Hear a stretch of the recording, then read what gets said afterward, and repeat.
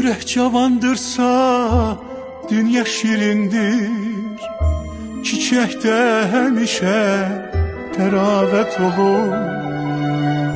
Güneşten od alır gülüşlerimiz, sevip sevilerik mehabbet olur.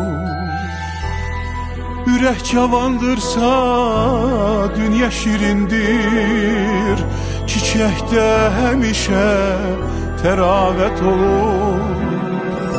Güneşten od alır gülüşlerimiz, sevip sevilerik mehabbet olur.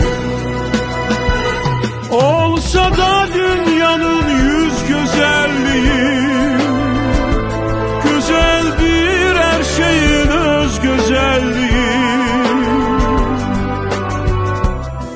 Öter nimettir yüz güzelliği, gönül güzelliği kıyamet olur.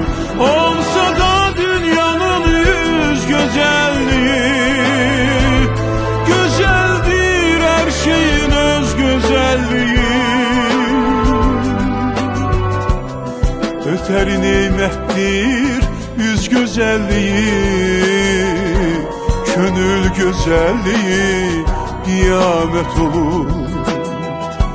Gönül güzelliği kıyamet olur.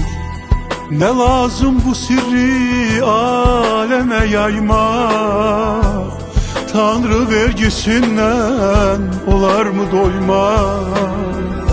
Bir başı bir dizin üstüne koymak, aşığa en büyük ibadet olur. Olsa da dünyanın yüz güzelliği, güzeldir her şeyin öz güzelliği.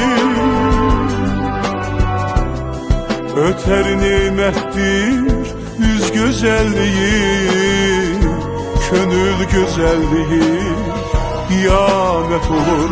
Olsa da dünyanın yüz güzelliği, güzeldir her şeyin öz güzelliği.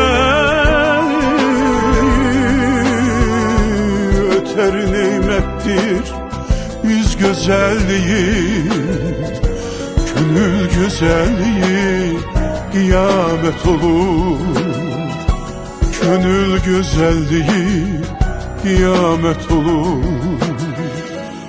Gönül güzelliği kıyamet olur.